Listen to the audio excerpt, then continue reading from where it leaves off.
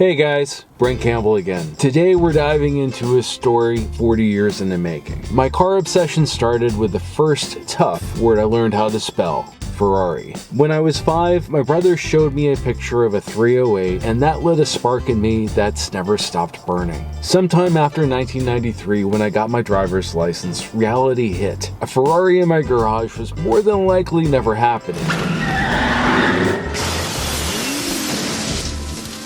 Then a buddy introduced me to M BMWs, attainable Autobahn, and Nürburgring bruisers with the beefiest German engineering, race engines, and suspensions. And here I am with an M3 and M5, decades later, obsessed as ever. And I've never stopped loving Ferraris, it's just usually from a distance. When I heard that Michael Mann, the genius behind Heat and Last of the Mohicans among others, was directing a screenplay based on Brock Yates' seminal book about Enzo Ferrari, it sounded too good to be true. I mean, Heat has one of the best action sequences ever shot. More than one, actually.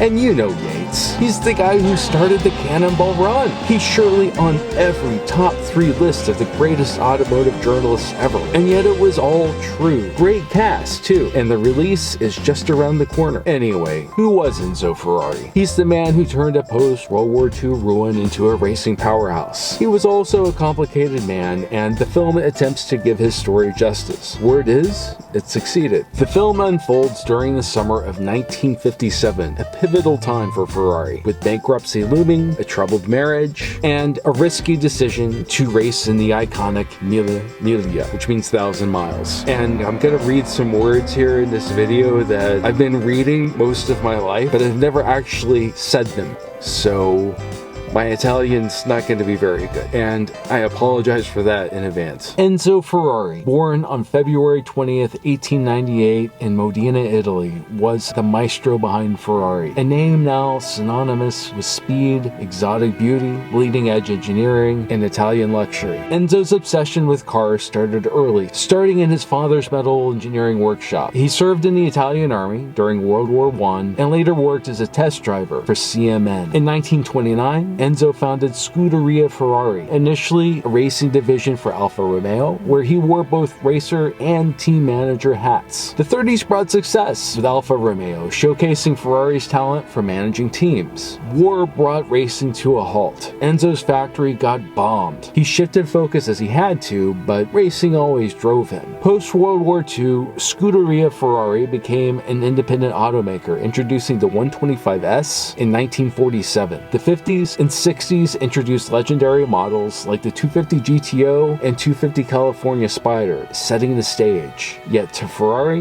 the only reason to ever make road cars was to fund his racing program. Ferrari entered F1 in the 50s, quickly coming to dominate the scene, and continue to for decades. And if you haven't seen it, be sure to watch Ford vs. Ferrari. Enzo and his racing team's battle with Carroll Shelby and Ford is a historic chapter that unfolded in the 1960s. Enzo was a private man with a complicated life, which the movie explores. Tragically, his son, Dino, passed away at 24 in 1956, something that forever haunted him. Enzo's legacy goes beyond cars. He was a visionary, early to understand branding. Today, Ferrari is a symbol recognized around the world. In 2015, Ferrari went public on the New York Stock Exchange, trading under the ticker symbol RACE. In 2023, the company has a market cap of over $70 billion.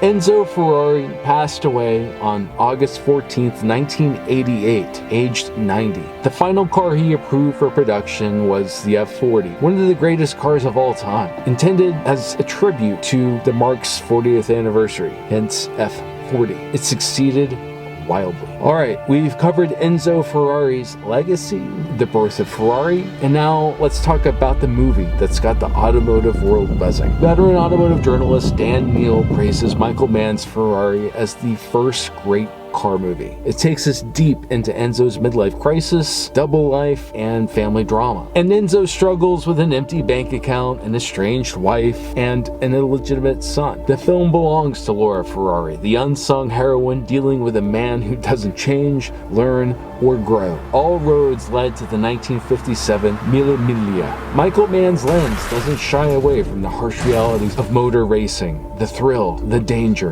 and the sacrifices. Every frame, from Scaglietti body Testarosas to Fantuzzi body Maseratis, is a feast for the eyes. Keep in mind that except Pink Floyd drummer Nick Mason's Maserati 450S, most stunt cars were replicas, as originals are far too rare and valuable to use for stunts.